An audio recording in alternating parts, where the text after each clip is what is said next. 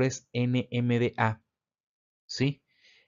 Hizo que activara el sistema genético para producir factores neurotróficos que hicieron modificar el tamaño del cuerpo neuronal y dendritas de esta neurona, gracias al calcio, que lo activó el sistema sí, genético, donde generó nuevas formas de dendritas que generó nueva sinapsis química. O sea, generó neuroplasticidad o plasticidad neuronal. Entonces, la producción de los factores neurotróficos también depende de manera indirecta de la concentración de calcio dentro de la neurona. Y uno de ellas sería por la entrada de calcio por los receptores NMDA de glutamato. Entonces, recuerden que existen otras proteínas, ¿sí?, que participan en la plasticidad neuronal y también puede modular esta plasticidad neuronal a través de la regulación de liberación de dopamina, que ese es otro neurotransmisor a nivel del hipocampo. Entonces, al haber calcio, de manera regulada puede haber neuroplasticidad o plasticidad neuronal. Recuerden que cuando hay exceso de calcio dentro de la neurona, puede activar el sistema mitocondrial para la apoptosis o la muerte neuronal, en este caso que llamaría muerte celular programada, pero como nuestra célula de estudio es la neurona, se muere o se destruyen las neuronas. Y recuerden que existen derivados del magnesio para poder evitar o para poder sí evitar la entrada de calcio y evitar la muerte neuronal, como el citrato de magnesio y el treonato de magnesio. O sea que evita la entrada de calcio y lo que hace es inhibir la actividad neuronal en ciertas zonas del cerebro o del encéfalo. Ahora bien, el otro punto a tomar en cuenta acá, sí, es que existen factores por el cual promueven la plasticidad neuronal en el hipocampo. ¿Ok? Por ejemplo, hacer ejercicio físico promueve la plasticidad neuronal en el hipocampo. ¿Sí? Se ha descrito que ciertas hormonas liberadas en el músculo en la actividad física a través del torrente sanguíneo llega hacia el hipocampo y genera plasticidad neuronal. ¿Ok? Existen, por ejemplo, también factores que empeoran o no se genera plasticidad neuronal en el hipocampo. Por ejemplo, fumar disminuye la plasticidad neuronal en el hipocampo. Dieta alta en grasas saturadas también disminuye la plasticidad neuronal en el hipocampo. ¿Por qué? Porque disminuye de alguna manera el flujo sanguíneo cerebral, incluyendo el hipocampo. Recuerde que en la sangre hay nutrientes y oxígeno. Si no hay una buena circulación a nivel cerebral, entonces produce disminución de nutrientes, disminución de oxígeno y por ende disminución de plasticidad neuronal. O cuando hay déficit de oxígeno extremo puede producir lesiones isquémicas o cambios a nivel cerebral. Eso lo vamos a describir más adelante en la materia. Ahora bien, otro factor protector sería dietas ricas, por ejemplo, en grasas saludables, ¿sí? Por ejemplo, en la dieta mediterránea, que es proveniente de productos de la pescadería, ¿sí? Mariscos, por ejemplo, tiene grasas saludables. Entonces es un factor protector para generar plasticidad neuronal en el hipocampo. ¿Ok? La hipertensión arterial y la diabetes es un factor de riesgo para disminuir la plasticidad neuronal. Entonces, fíjense que factores como la dieta, el estilo de vida, ¿ok?, participa en generar plasticidad neuronal o puede perjudicar la plasticidad neuronal. Y sabiendo la función del hipocampo, que es participa funcionalmente desde el punto de vista cognitivo con la memoria explícita a corto plazo, ¿sí? Pero a corto plazo quiere decir que si el paciente o la persona aprendió la lección, por ejemplo, que puede estar almacenada en el hipocampo, tiene que pasar a largo plazo para luego no cometer el mismo error, ¿cierto? Entonces, esa información que se almacenó en el hipocampo tiene que pasar a otras zonas del cerebro para ser almacenada a largo plazo. y forma parte de la plasticidad neuronal producto de esta potenciación a largo plazo, en parte.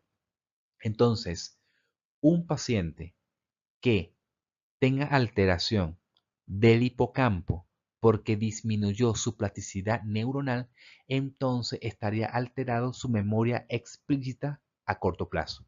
Es un paciente que repite constantemente las cosas porque no aprendió de la experiencia anterior, porque la información que se almacenó en el hipocampo se filtró y se borró.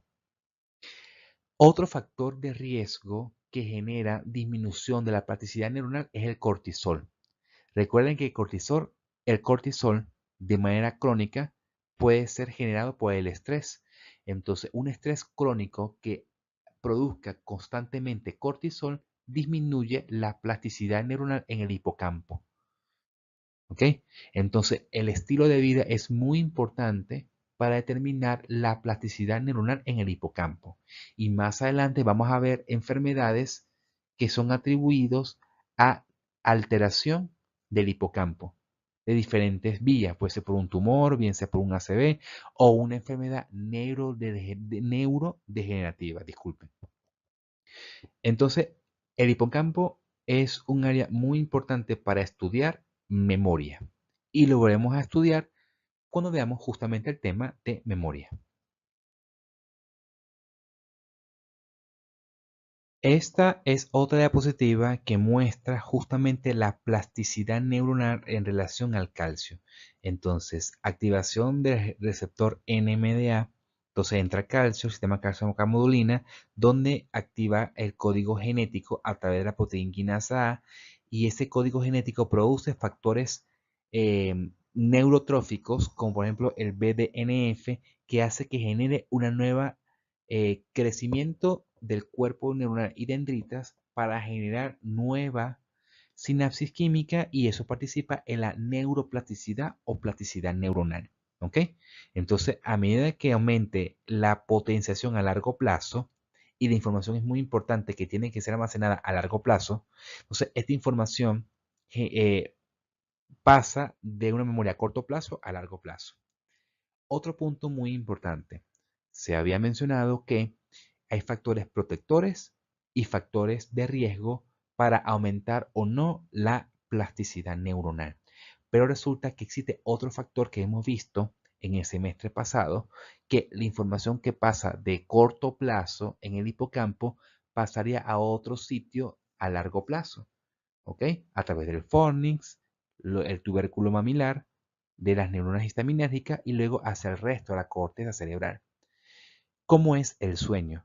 Recuerden que el sueño REM pasa la información del hipocampo de corto plazo al sistema, ¿sí? Almacenamiento de la memoria a largo plazo.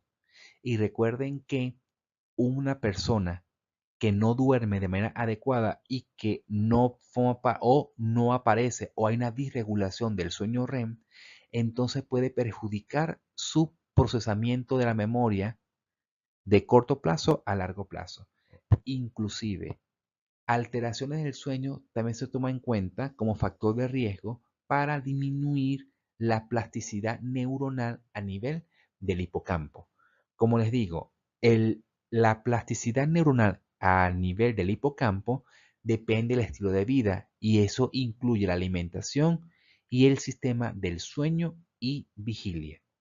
Ya hemos descrito las alteraciones de sueño y vigilia y la relación del pasar de memoria de corto plazo a largo plazo en sueño y vigilia. Ahora, quiere decirte que la potenciación a largo plazo, ¿sí? Para que se vuelva otra vez en reposo, aparte que pasen los días y deja de recibir el estímulo que genera esa potenciación a largo plazo, el sueño REM también hace de que estas neuronas a largo plazo se mantengan en reposo. Eso quiere decir que esa información a través del sueño REM pasó hacia otro sitio a largo plazo, o simplemente se filtró o se borró porque esa información no es relevante para el aprendizaje. Eso quiere decir que el hipocampo forma parte también como función del aprendizaje. O sea, el aprender cosas nuevas participa el hipocampo. Y por último, el hipocampo se divide en dos zonas, una zona anterior y una zona posterior. La zona anterior va relacionada a la memoria explícita a corto plazo y la región posterior o el núcleo posterior del hipocampo forma parte de la habilidad visoespacial, al igual que el lóbulo parietal. O sea que la información visoespacial del lóbulo parietal tiene que llegar a la región posterior del hipocampo para procesar la información de la habilidad visoespacial. Eso quiere decir que el hecho que ustedes sepan cómo llegar al Centro de Investigaciones Psicológicas o del Centro de Investigaciones Psicológicas, vayan a la Facultad de Medicina, a un salón en específico, o de ese salón en específico acuden nuevamente a sus casas con sus alternativas, si van a pasar, por ejemplo, por las Américas, o van a pasar por los Próceres, o por la Andrés Bello, o la Urdaneta, dependiendo del caso, depende de dónde vivan ustedes. Entonces, esa información visoespacial está almacenada en el lóbulo parietal y también está almacenada en la región posterior del hipocampo. Entonces, aparte de que la persona que tenga alteración del hipocampo, está alterado su aprendizaje, porque está alterado su memoria explícita a corto plazo, es una persona que se desorienta visoespacial. Eso quiere decirte que probablemente la persona esté en la calle y no sepa cómo regresar a su casa, porque está alterado el hipocampo. Aquí representa cómo el hipocampo se conecta con el resto de la corteza cerebral, ¿sí? En su llegada, ¿ok? Fíjense que para llegar a la información de la corteza cerebral, incluyendo el sistema límbico y los diferentes lóbulos, hacia el hipocampo, lo hace a través de la corteza entorrinal, ¿sí? Descrito en las diapositivas anteriores, y que el sistema de procesamiento de información y luego esa información tiene que pasar, pasa del hipocampo hacia las otras estructuras de eferencia, tiene que pasar por el fornix, por el hipocampo, el hipotálamo, disculpen, justamente en el núcleo tuberomamilar de las neuronas histaminérgicas y de allí pasa al resto de la corteza cerebral. Corteza cerebral de las áreas asociativas, ¿sí?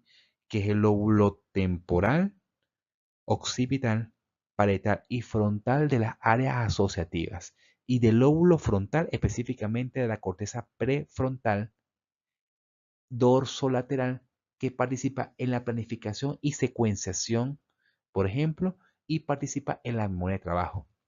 Recuerden que la corteza prefrontal ventromedial y órbito frontal tiene conexiones con el asa límbica y el asa límbica participa es el uncus del temporal donde se encuentra la amígdala cerebral. Entonces, el asa prefrontal es la comunicación entre el hipocampo y la corteza prefrontal dorsolateral que participa en la memoria de trabajo. Y el asa límbica conecta la amígdala cerebral con la corteza orbitofrontal de manera directa y de allí a la ventromedial, que forma parte de la toma de decisiones en base a las emociones, y el hipocampo con la corteza prefrontal dorsolateral es la toma de decisiones en base a el sistema racional, sin involucrar las emociones, ¿ok? Por esa razón nos describen acá en este dibujo a la corteza prefrontal dorsolateral, la comunicación con el hipocampo. Ya esa clase la hemos descrito en los núcleos de la base y el sistema de control sensitivo y motor. Y eso es todo con respecto a la clase del lóbulo temporal, tanto neocortical como el medial.